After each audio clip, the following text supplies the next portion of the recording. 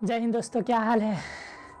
आशा करते हैं कि आप लोग सही होंगे, ठीक होंगे, मस्त होंगे और अपना पढ़ाई अच्छे से कर रहे होंगे। ठीक है, तो कल के क्लास में हम लोग जो है प्रश्नावली 1.2 स्टार्ट किए थे, जिसका प्रश्न संख्या 1 और 2 कर लिए थे और प्रश्न संख्या 3 हमने आपको होमवर्क में दिया था। ठीक है, तो जिसका जो है बना है और हम अभी बनाएंगे तो आपका आंसर मिलेगा, तो आप हमें कमेंट करके बताइएगा सर हम बनाए थे और मेरा सही हुआ है। ठीक है, चलिए आज जो है हम लोग तीसरा प्रश्न जो कि होमवर्क में दिए थे उसको बना रहे हैं। क्या कह रहा है, अभाज्य गुणनखंड विधि द्वारा जो हम लोग अभाज्य गुणनखंड विधि से जो प्रश्न 1 और 2 बनाए, उसी विधि से जो है निम्नलिखित पूर्णांकों का जो है HCF और LCM आसान था, आप लोग का बन गया होगा, ये हमें पता है कि नहीं। आराम से क्या करना है, गुणनखंड तोड़ देना है। पहला बनाइए, 8 है, 9 है और 25 है, इसका गुणनखंड तोड़ दीजिए। सबसे पहले छोटी अभाज्य संख्या लेंगे, सबसे छोटी अभाज्य संख्या 2 है तो 2 से लगाएंगे, 2 चौके 8, फिर 2 से लगाएंगे, 2 दूनी 4, फिर 2 से लगाएंगे, 2 एकम 2। ठीक है, अच्छा यहाँ पे 2 से नहीं लगेगा तो कितना से लगाएंगे, 3 से लगाएंगे। 2 के बाद अभाज्य संख्या क्या है, 3 है। ठीक है, अच्छा 3 तिहाई 9, फिर 3 से लगाएंगे, 3 एकम 3। ठीक है, यहाँ पे 2 से भी नहीं लगेगा, 3 से भी नहीं लगेगा, 4 तो अभाज्य संख्या है ही नहीं, इसीलिए 4 से तो लगाना ही नहीं है। 5 से लगाएंगे, 5 से कट जाएगा, 5 एक 50, 25 सॉरी यहाँ पे 5 होगा, 50 25, फिर 5 से लगाएंगे, 5 एकम 5। ठीक है, उसके बाद सारा का गुणनखंड जो है यहाँ पे हम लोग एक लिख देंगे। 8 का हो गया 2 के पावर 3, 9 का हो गया 3 के पावर 2 और 25 का हो गया 5 के पावर 2। ठीक है, अब जो है हमें निकालना है HCF और LCM। हमने कल के क्लास में बताया था कि HCF के लिए जो है हम लोग न्यूनतम संख्या लेते हैं और वो भी दोनों में जो मिले। ठीक है, यहाँ पे 3 संख्या है तो तीनों में मिलना चाहिए, है कि नहीं। यह जो 2 के पावर 3 है, 3 के पावर 2 है और 5 के पावर 2 है, यह तीनों में कोई नहीं मिल रहा है। जब कुछ ना मिले तो इसका जो है मल्टीप्लिकेशन 1 से कर दो, यानी कि कुछ नहीं है तो उसके साथ कौन है, 1 तो खड़ा रहेगा, है कि नहीं। तो इसका HCF क्या निकल गया, 1 निकल गया। ठीक है, LCM के लिए हमने क्या बताया था, जितनी भी संख्या हो सारे संख्या को लिखना है और सबका अधिकतम पावर लेना है, कोई भी संख्या दोबारा नहीं लिखना है। तो यह 2 के पावर हो गया 3, 3 के पावर हो गया 2 और 5 के पावर हो गया 2, सारा का गुना कर देना है। 2 दूना 4 दूना 8 गुने 3 तिहाई 9 गुने 50 25, गुना कर दीजिए। 25 अट्ठे 200, 200 नम्मा 1800। ठीक है, चलिए पहला सवाल बन गया। अब दूसरा सवाल हम लोग बनाते हैं, इसको मिटा देते हैं, लिख लिए होइएगा तो। चलिए किस किस का सही हुआ कमेंट करके ज़रूर बताइएगा। ठीक है, चलिए इसका दूसरा नंबर प्रश्न देखते हैं। दूसरा नंबर प्रश्न है 15 है और 25 होना चाहिए, देख लेते हैं। हमने 15 कर दिया, कितना है 15 है और यहाँ पे 12 है। ठीक है, यहाँ पे 12 है। चलिए अब बनाइए दूसरा नंबर। 12 है, डायरेक्ट लिखते जाइए। 12 का तोड़ना है और कितना 15 का तोड़ना है और 21 का तोड़ना है। ठीक है, सबसे पहले हम लोग सबसे छोटी अभाज्य संख्या 2 से लगाएंगे, 2 छक्के 12, 2 तिया 6, 3 एकम 3। ठीक है, 15 को 2 से नहीं लगेगा तो 3 से लगाएंगे, 3 पच्छे 15, 5 से लगाएंगे, 5 एकम 5, यहाँ पे 2 से नहीं लगेगा, 3 से लगाएंगे, 3 सत्ते 21, 7 एकम 7। ठीक है, तीनों का लिख दीजिए। 12 का हो गया 2 के पावर 2 गुने 3। 15 का हो गया 3 गुने 5 पावर में 1 1। उसके बाद 21 का हो गया 3 गुने 7, ठीक है, पावर में 1 है, ठीक है। तीनों में कॉमन HCF निकालने के लिए जो तीनों में कॉमन होगा न्यूनतम घात के साथ ले लेना है। तीनों में है न्यूनतम घात 1 है, तो HCF 3 हो गया, ठीक है। अच्छा, LCM के लिए हमने क्या बताया था, सारा अंक लिखना है। जैसे 2 लिखिए, 3 है, 5 है और 7 है, ठीक है। और सारा का अधिकतम जो है घात लेना है। इसका अधिकतम घात 2 है, 3 का अधिकतम घात 1 है, 5 का अधिकतम घात 1 है, 7 का 1 है। सारा को गुना कर दीजिए। 2 दूनी 4, 4 तिया 12, 12 पंचे 60, 6 पंचे 300, ठीक है। LCM कितना आया 300, ठीक है ना जी। 2 दूना 4, 4 तिया 12, 12 पंचे 60, 6 12 पंचे 60 हो गया, 6 सत्ते 42, कितना होगा 42, 420, ठीक है। गुना करके देख लीजिए, सही है। चलिए अब जो है नेक्स्ट प्रश्न देखते हैं, इसी का तीसरा प्रश्न, ठीक है। सही हो रहा है ना जी? हाँ, होना ही चाहिए। अरे आप लोग का नहीं सही होगा तो किसका होगा? आप लोग तो शेर है भाई। चलिए तीसरा नंबर देखते हैं। 17 है, उसके बाद जो है 23 है, उसके बाद कितना है 29 है। अच्छा, ये तीनों के तीनों संख्या जो है अभाज्य संख्या है, उतना ही से लगा दीजिए। 17 है, 17 एकम 17, 23 है, 23 एकम 23, 29 है, 29 एकम 29। इसके सिवा यह किसी से भी नहीं कटेगा क्योंकि यह तीनों अभाज्य संख्या है। अच्छा, इसको फिर वही लिख दीजिए। 17 बराबर 17 गुने 1, 23 बराबर हो गया 23 गुने 1, 29 बराबर हो गया 29 गुने 1। HCF कितना हो जाएगा जो तीनों में मिलेगा? तीनों में कौन मिलेगा? 1 है कि नहीं? तो HCF हो गया हमारा 1।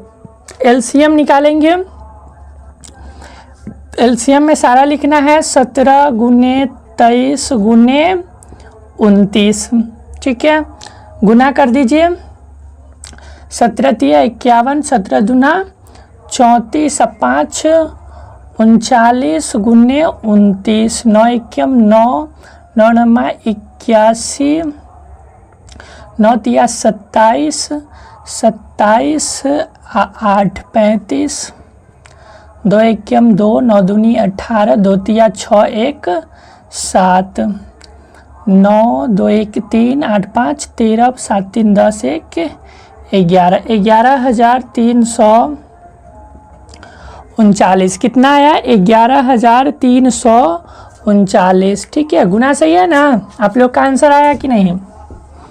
सही ही होगा रे आप लोग का, है ना। चलिए, तो ये हमारा जो होमवर्क वाला प्रश्न था वो बन गया। अब हम लोग चौथे प्रश्न को देखते हैं। क्या है चौथा प्रश्न? चौथा प्रश्न को पढ़िए। क्या कह रहा है? HCF 306 और 657 का 9 दिया है। कितना का HCF? इस 306 और 657 का HCF निकाल दिया है 9, ठीक है। और कह रहा है इसका जो है LCM ज्ञात कीजिए। सिंपल है, कल हमने एक फॉर्मूला पढ़ा था A गुने B बराबर HCF गुने LCM, अर्थात दो संख्याओं का गुणनफल बराबर होगा HCF गुने LCM का। बस उसी फॉर्मूला को बैठा देना है कि नहीं। हल दो संख्याओं का गुणनफल बराबर है HCF गुने LCM के, है कि नहीं। अच्छा, दो संख्याओं का गुणनफल, दो संख्या कौन कौन है? 306 और 657 दिया हुआ है, लिख दीजिए। 306 गुने 657 बराबर है HCF इस दोनों का दिया हुआ है कितना? 9, तो HCF के जगह पे डाल दीजिए 9 गुने LCM हमें निकालना है, तो LCM के जगह पे LCM रहने दीजिए। ठीक है, इसको हल कर दीजिए। LCM बराबर, इसको LCM करेंगे तो ये जो है बट्टा में इसके नीचे आ जाएगा, तो हम इसको इस साइड ले जाते हैं। 306 गुने 657 और बट्टा में 9। ठीक है, काट दीजिए। 3 तिहाई 9, 102 तिहाई 306, फिर इसको 3 से काट दीजिए। 3 दूना 6, 3 एकम 3, 3 नमा 27, 219। अब 102 और 219 का गुना कर दीजिए। ठीक है, उल्टा करके गुना कीजिए। 219 गुने 102, 9 दूना 18, 2 एकम 2, 1 3, 2 दूनी 4। ठीक है, 219 38 4 9 4 13 1 1 2 2 के 2, 22,338 कितना है? 22,338 हो गया। इतना ही करना था। ठीक है, चलिए बन गया। अब जो है नेक्स्ट प्रश्न देखते हैं। क्या है नेक्स्ट प्रश्न? 5वां प्रश्न है, जांच कीजिए कि किसी प्राकृत संख्या n के लिए, किसी प्राकृत संख्या n के लिए, प्राकृत संख्या क्या क्या है? 1 2 3 4 डॉट डॉट डॉट, है कि नहीं? n के लिए क्या संख्या 6 के पावर n अंक 0 पर समाप्त हो सकता है या नहीं हो सकता है? हम लोग यहाँ पे पहले इसको मिटा देते हैं। ठीक है, यहाँ पे 5वां प्रश्न हम लोग बना रहे हैं। ठीक है, क्या कह रहा है, बात को ध्यान से सुनिए। कह रहा है कि 6 के पावर n, ठीक है, जहाँ यह जो n है यह कोई प्राकृत संख्या है। ठीक है, यानी कि 6 के पावर 1 हो सकता है, 6 के पावर 2, 6 के पावर 3, 6 के पावर 4 डॉट डॉट डॉट जहाँ तक जाइए, है कि नहीं? तो कह रहा है 6 के कितना भी पावर में जो है कोई ऐसा संख्या है जो 0 पर समाप्त होगा। तो हम लोग इस चारों का निकालते हैं। 6 के पावर 1 कितना हो जाएगा? 6। 6 के पावर 2 कितना होगा? 6 1 36, कितना होगा? 36। अच्छा, 6 के पावर 3 कितना हो जाएगा? 6 1 36, 6 3 18, 3 21, 2 से 16। ठीक है, फिर जो है 6 के पावर 4 कितना होगा? 6 1 36, 6 एकम 6, 3 9, 6 दूनी 12, 1296। हम क्या देख रहे हैं कि यह जो है इसके भी लास्ट में 6 है, इसके भी लास्ट में 6 है, इसके भी लास्ट में 6 है, इसके भी लास्ट में 6 है।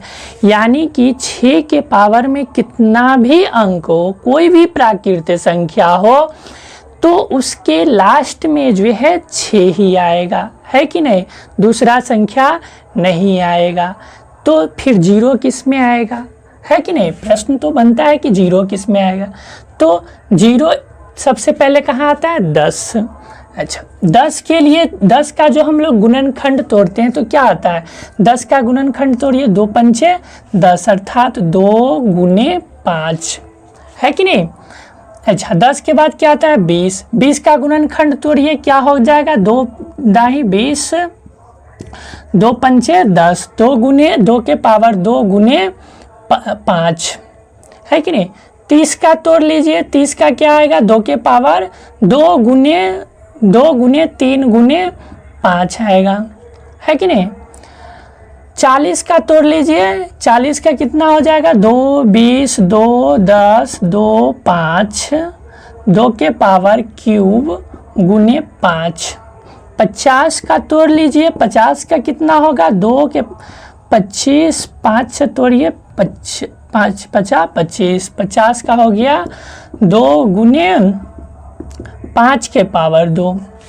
यानी कि हम लोग क्या देख रहे हैं कि यदि कोई संख्या 0 पे समाप्त हो रहा है तो उसमें जो है कम से कम 1 2 और 1 5 अनिवार्य रूप से होना चाहिए। यदि किसी संख्या में 1 2 और 1 5 है तो वह संख्या जो है 0 पर समाप्त होगा, अदरवाइज नहीं होगा। ठीक है। अच्छा देखिए, इसमें भी यहाँ पर भी 1 2, कम से कम 1 2 और 1 5 होना चाहिए। अधिकतम कितना भी है डजेंट मैटर, और दूसरी संख्या है फिर भी कोई दिक्कत नहीं है, लेकिन कम से कम एक संख्या जो है क्या होना चाहिए, तो कम से कम 1 5 और 1 2 होना अनिवार्य है। यहाँ भी 1 2 1 5 1 2 1 5 है कि नहीं।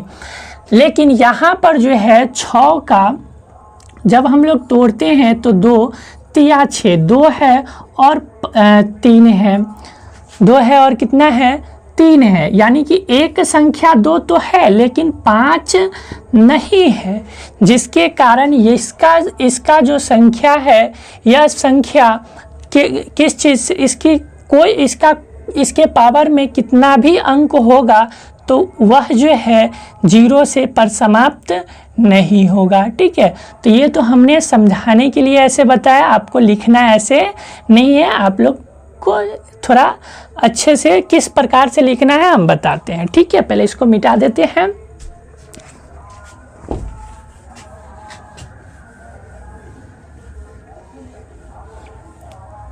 मिटा दिए। चलिए देखते हैं 5वां का आंसर है। ठीक है। इसका जो है हम लोग यहाँ बना रहे हैं। क्या लिखना है सबसे पहले, यदि किसी संख्या के क्या करा है, यदि किसी संख्या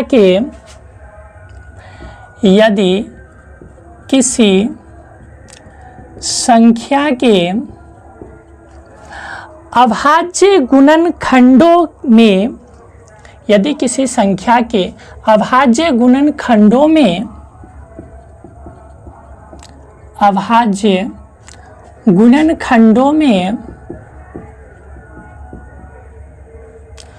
2 और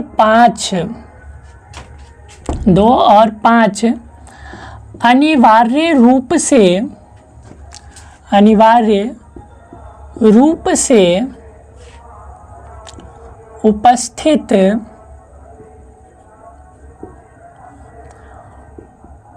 होगा तो वह संख्या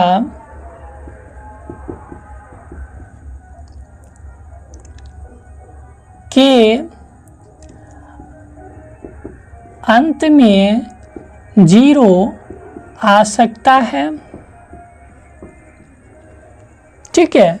यदि जो है किसी भी संख्या के अभाज्य गुणनखंड में 1 2 और 1 5 यदि अनिवार्य रूप से होना ही चाहिए, यदि होगा तब जो है क्या होगा, वह संख्या 0 पर समाप्त होगा, अन्यथा 0 पर समाप्त नहीं होगा। लेकिन यहाँ पर जो है जो 6 है, 6 के पावर n, यह 2 गुने 3, 6 का तोड़ लीजिए, देखिए 2 तिया 6, 2 है और 3 है, 3 के पावर n। ठीक है।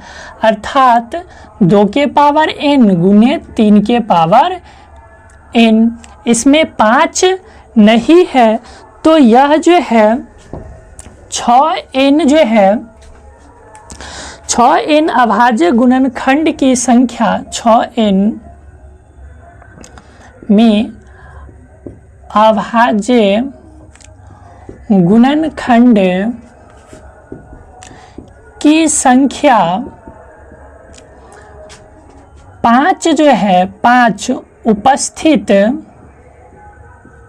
उपस्थित नहीं है, अतः यह जो है 5 उपस्थित नहीं है, अतः 6n के किसी भी प्राकृत संख्या 6n के किसी भी प्राकृत संख्या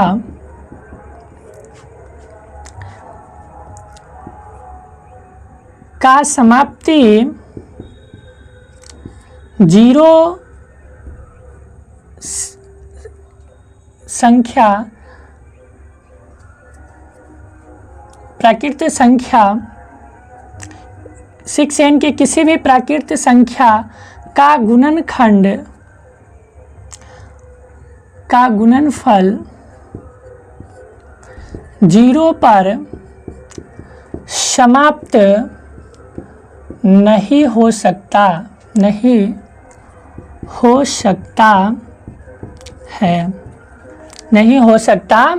है 6n के किसी भी प्राकृत संख्या पर जो है क्या, किसी भी संख्या पर जो है, किसी भी प्राकृत संख्या का जो गुणनफल है वह 0 पर समाप्त नहीं होगा।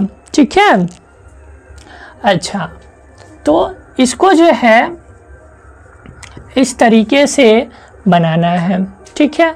अच्छा, ये तो हो गया 5वां। उसी प्रकार का एक उदाहरण है, उदाहरण नंबर 5 है।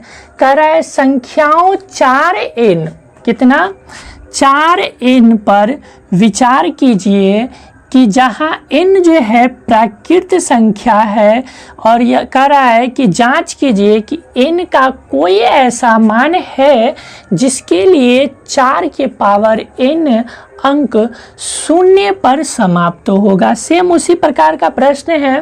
ठीक है।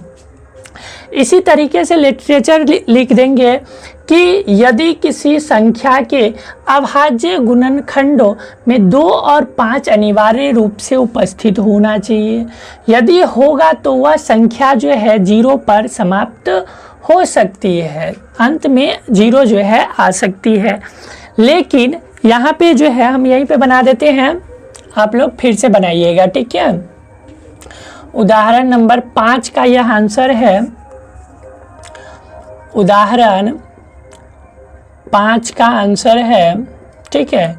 यदि किसी संख्या के अनिवार्य के अभाज्य गुणनखंडों 2 और 5 अनिवार्य रूप से उपस्थित होगा तो वह संख्या के अंत में 0 आ सकता है, लेकिन 4 के पावर n यानी कि 2 गुने 2, देखिए इसको तोड़िएगा 4 को तो कितना आएगा, 4 को तोड़िएगा तो 2 से काटिएगा 2 एकम 2 यानी कि 2 गुने 2 आया है कि नहीं, के पावर n, अर्थात 2 के पावर n गुने 2 के पावर n। तो जो 4 के पावर, फिर आगे लिखेंगे 4 के पावर n में अभाज्य गुणनखंडों की संख्या, अभाज्य गुणनखंडों की संख्या 5 उपस्थित नहीं है, अतः 6 के पावर n के किसी भी प्राकृत संख्या का गुणनफल 0 पर समाप्त नहीं हो सकता है। बस हो गया। सॉरी, यहाँ पे 6 के जगह पे 4 के पावर n कर दीजिए, हो गया। यही आपका उदाहरण नंबर 4 का आंसर हो गया। ठीक है, बना लिए। तो कैसा लगा आप लोग को क्लास, कमेंट करके ज़रूर बताइएगा, है कि नहीं। और अपने मित्रों के साथ क्लास को शेयर कर दीजिएगा ताकि, ठीक है। मिलते हैं नेक्स्ट वीडियो में, तब तक के लिए जय हिंद।